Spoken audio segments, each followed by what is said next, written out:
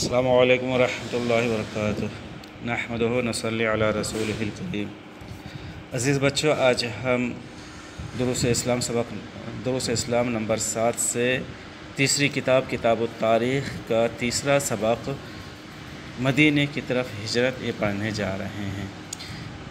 یعنی آپ صلی اللہ علیہ وسلم کی پیدائش مکے میں ہوئی، آپ جوان یہیں ہوئے، آپ نے شادی یہیں کی، لیکن آپ کے مخالفین نے آپ کی مخالفت کی، جس کی بنیاد پر آپ صلی اللہ علیہ وسلم نے مکے کو چھوڑ دیا اور مدینے کی طرف ہجرت کی۔ ہجرت کا مطلب وطن ترک کرنا، چھوڑنا۔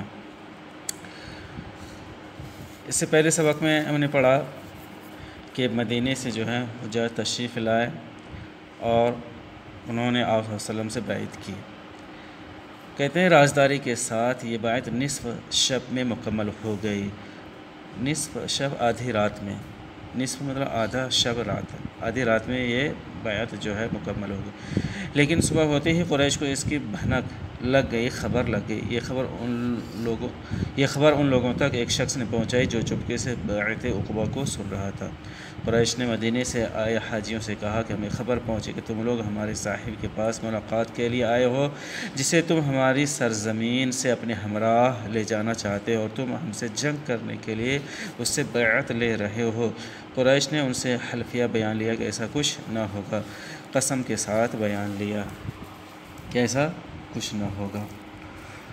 اس کے بعد رسول اللہ صلی اللہ علیہ وسلم اور ان کے اصحاب پر مشرکین نے اذیتوں کے طوفان برپا کر دیے، جس کی وجہ سے اللہ کے نبی صلی اللہ علیہ وسلم نے اپنے صحابہ کو مدینے کی جانب ہجرت کا حکم ارشاد فرمایا۔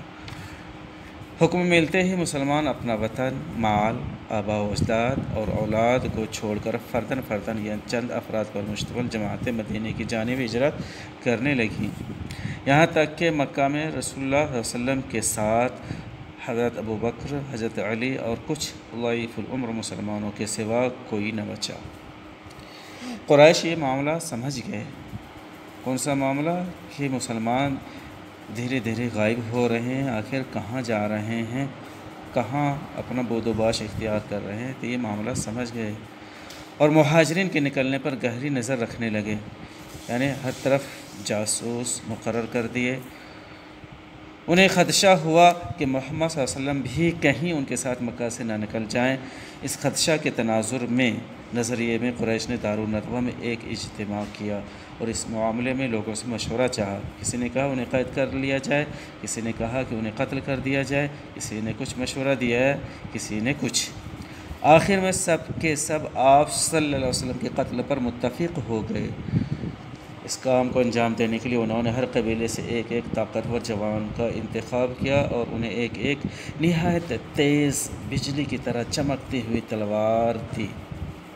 پھر جب رات ہو گئی تو ان ہیکل شکل جوانوں نے آپ صلی اللہ علیہ وسلم کے گھر کا محاصرہ کر لیا، لیکن اللہ تعالیٰ نے اپنے محبوب صلی اللہ علیہ وسلم کو مشرکین کے اس مکر سے باخبر کر دیا۔ اس کے بعد رسول اللہ صلی اللہ علیہ وسلم اور حضرت ابوبکر رضی اللہ تعالیٰ عنہ نے سفر کا ارادہ کر لیا۔ آپ نے حضرت علی بن ابی طالب رضی اللہ تعالیٰ عنہ کو حکم دیا کہ وہ آپ کے بستر استراحت پر آرام کریں اور آپ کی چادر اوڑھ لیں۔ پھر آپ وہاں سے نکل پڑے۔ آپ نے ایک مٹھی مٹی لی اور محاصرین پر پھینکتے گئے، جنہوں نے گھیرا ڈالا ہوا تھا، گھیرا بندی کی تھی، آپ کے گھر کے چاروں طرف تھے، ان پر آپ پھینکتے گئے اور قرآن کریم کی آیت تلاوت کرتے گئے۔ وَجَعَلْنَا مِن بَيْنِ أَيْدِيهِمْ سَدًّا وَمِنْ خَلْفِهِمْ سَدًّا فَأَغْشَيْنَاهُمْ فَهُمْ لَا يُبْصِرُونَ۔ سورہ یاسین شریف کی آیت نمبر 9۔ پس آپ ان لوگوں کے درمیان نکل گئے اور انہیں ذرہ برابر خبر نہ ہو سکی۔ وَيَمْكُرُونَ وَيَمْكُرُ اللَّهُ وَاللَّهُ خَيْرُ الْمَاكِرِينَ۔ سورہ انفال کی آیت نمبر 30۔ کافروں نے داؤں چلا اور اللہ تعالیٰ نے خفیہ تدبیر فرمائی، اور اللہ تعالیٰ بہتر خفیہ تدبیر فرمانے والا ہے۔ یہ وجوہات تھیں جس کی بنا پر آپ صلی اللہ علیہ وسلم نے صحابہ کرام کو ہجرت کا حکم فرمایا اور آپ نے بھی مدینے کی جانب ہجرت کی۔ الفاظ معنی دیکھ لیں پہلے۔ ہجرت کا مطلب چھوڑنا، ترک کرنا، وطن ترک کرنا۔ رازداری چپکے چپکے، بیان بات چیت گفتگو، وطن مقام گھر بار، فردن فردن، تنہا تنہا، اکیلے اکیلے، ضعیف العمر، معمر، بزرگ، بوڑھے، مہاجرین، مہاجر کی جمع، ہجرت کرنے والے، خدشہ، ڈر، تناظر، منظر میں، نظریے میں، دار الندوہ، مشورہ کا گھر، ہیکل، شکل، ڈراؤنی شکل، محاصرہ کرنا، گھیرا بندی کرنا، مکر، داؤ، چال، بستر استراحت، آرام دہ بستر، داؤ، چال، خفیہ تدبیر، پوشیدہ کام، پوشیدہ تدبیر۔ اب اس کے سوالات کو دیکھیں۔ پہلا سوال ہے قریش کو بیعت کی خبر کیسے معلوم ہو گئی؟ تو جواب لکھیں ایک شخص کے ذریعہ جو چپکے سے بیعت عقبہ کو سن رہا تھا۔ دوسرا سوال ہے مسلمانوں کو مدینہ کی طرف ہجرت کیوں کرنی پڑی؟ تو جواب لکھیں مسلمانوں پر مشرکین نے اذیتوں کے طوفان برپا کر دیے، جس کی وجہ سے اللہ کے نبی صلی اللہ علیہ وسلم نے اپنے صحابہ کو مدینہ کی جانب ہجرت کا حکم ارشاد فرمایا۔ حکم ملتے ہی صحابہ کرام نے مدینہ کی جانب ہجرت شروع کر دی۔ تیسرا سوال ہے ہجرت کس طرح کی؟ جواب لکھیں فردن فردن یا چند افراد پر مشتمل جماعتیں مدینہ کی جانب ہجرت کرنے لگیں۔ چوتھا سوال ہے رسول اللہ صلی اللہ علیہ وسلم کے ساتھ مکہ میں کون رہا؟ جواب لکھیں حضرت ابوبکر صدیق رضی اللہ تعالیٰ عنہ، حضرت علی اور کچھ ضعیف العمر مسلمان رسول اللہ صلی اللہ علیہ وسلم کے ساتھ مکہ میں رہے۔ پانچواں سوال ہے دارالندوہ میں قریش نے کیوں اجتماع کیا؟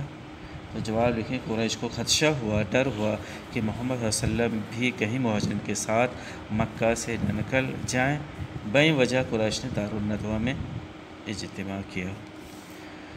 وہ کس بات پر متفق ہو گئے؟ تو جواب لکھیں وہ سب کے سب آپ صلی اللہ علیہ وسلم کے قتل پر متفق ہو گئے۔